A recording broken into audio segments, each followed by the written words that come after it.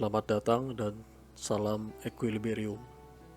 Kali ini kita akan membahas tentang pengaruh pajak terhadap keseimbangan pasar. Pajak adalah pungutan wajib, biasanya berupa uang yang harus dibayar oleh penduduk sebagai sumbangan wajib kepada negara atau pemerintah sehubungan dengan adanya pendapatan, pemilikan, harga beli barang, dan sebagainya.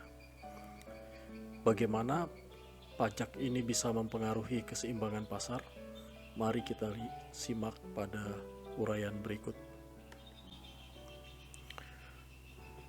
Ada beberapa poin yang harus kita ketahui terkait dengan pengaruh pajak terhadap keseimbangan pasar atau harga keseimbangan. Yang pertama, pajak yang dikenakan selalu menambah harga jual barang. Jadi jika suatu barang dikenakan pajak, biasanya harga jualnya menjadi lebih tinggi daripada apabila barang tersebut tidak dikenai pajak. Yang kedua, karena menambah harga jual barang, maka pajak mempengaruhi fungsi penawaran. Kemudian poin yang berikutnya, fungsi penawaran sebelum pajak kita kenal dengan rumus seperti yang tertera pada layar, PS sama dengan FQ, sedangkan fungsi penawaran setelah pajak menjadi PS sama dengan FQ plus T. Jadi ada tambahan T di situ, di mana T itu adalah besarnya pajak per unit barang. Kemudian total pajak yang diterima pemerintah adalah besarnya pajak per unit barang dikali jumlah unit barang pada keseimbangan pasar setelah pajak. Lalu pajak yang ditanggung oleh konsumen adalah P, nilai PT, yaitu P pada harga keseimbangan setelah pajak, dikurangi dengan PE, yaitu nilai P pada harga keseimbangan sebelum pajak, dikali dengan QT, Q pada harga keseimbangan setelah pajak.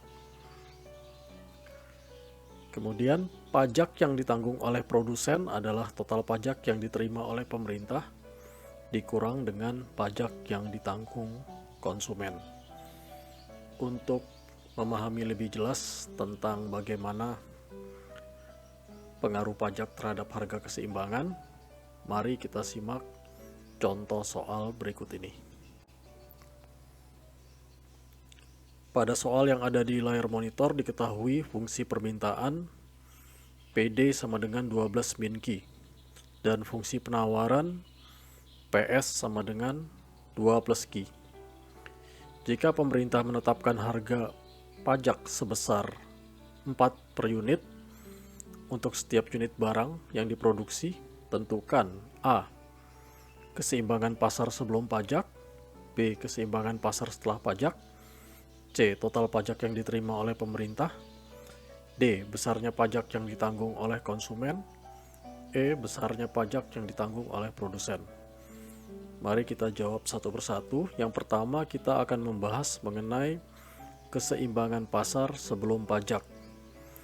Kita ketahui rumus untuk keseimbangan pasar sebelum pajak itu adalah PD sama dengan PS atau QD sama dengan QS. Pada soal kali ini kita akan menggunakan PD sama dengan PS. Kita lihat nilai PD pada fungsi permintaan yang ada di soal itu adalah nilainya sebesar 12 dikurang dengan Q. Maka itu yang kita tulis, 12 dikurang Q sama dengan PS nilainya pada soal itu sebesar 2 plus Q. Maka dari situ kita bisa selesaikan 12 dikurang dengan 2 ya, sama dengan Q ditambah dengan Q. 12 dikurang 2 sama dengan 10. Kemudian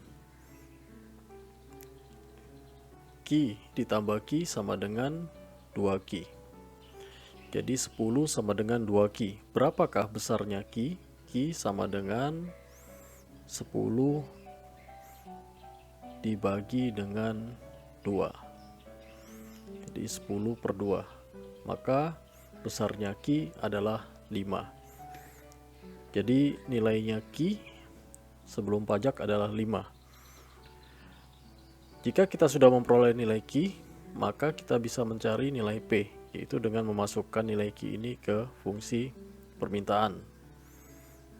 Maka PD sama dengan 12 min Ki, di mana Ki ini kita ganti dengan nilai 5.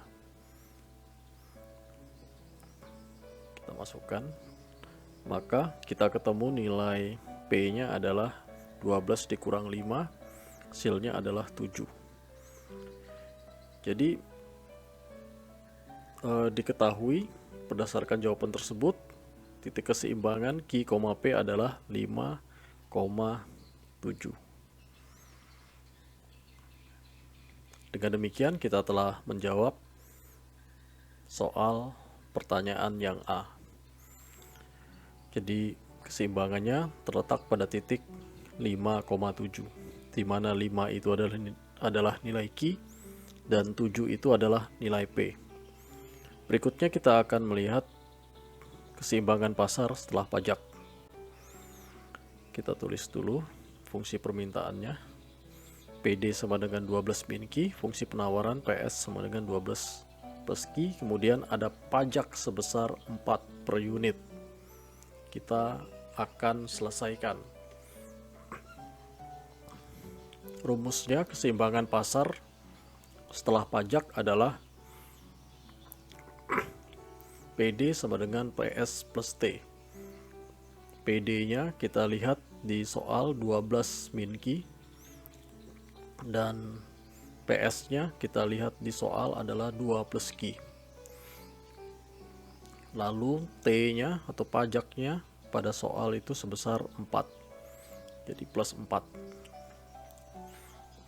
Lalu kita selesaikan. 12 min Ki sama dengan 2 plus Ki plus 4, jadi 6 plus Ki. Kemudian kita kelompokkan 12 dikurang 6 sama dengan Ki ditambah dengan Ki. 12 dikurang 6, maka hasilnya adalah 6. Dan Ki ditambah Ki adalah hasilnya 2 Ki. Maka besarnya Ki adalah 6 per 2. Jadi nilai Ki adalah 3. 6 bagi 2 sama dengan 3. Setelah kita memperoleh nilai Ki, kita bisa mencari nilai P-nya. Maka untuk menghitung nilai P, nilai Ki ini kita substitusikan ke fungsi permintaan. Fungsi permintaannya PD sama dengan 12 min Ki. Jadi Ki-nya diganti dengan 3. PD sama dengan 12 min 3. PD sama dengan 9. Ya. Jadi P-nya 9. Maka berdasarkan yang sudah kita kerjakan, titik keseimbangannya adalah Ki, P, yaitu 3,9, di mana Ki-nya 3 dan P-nya 9. Jadi titik keseimbangannya adalah 3,9. Dari keseimbangan sebelum pajak dan keseimbangan setelah pajak ini, kita bisa menjawab pertanyaan-pertanyaan yang berikutnya. Pertanyaan yang C adalah total pajak yang diterima oleh pemerintah. Tadi dikatakan total pajak yang diterima oleh pemerintah adalah pajak, besarnya pajak pada dikali dengan Ki pada keseimbangan setelah pajak. Nah, kita ketahui ya bahwa pajak tadi ditetapkan 4 per unit, sedangkan nilai Ki pada jawaban B tadi keseimbangan setelah pajak adalah 3.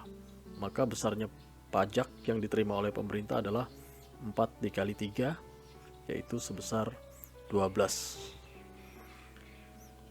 Berikutnya kita akan menjawab pertanyaan tentang pajak yang ditanggung oleh konsumen.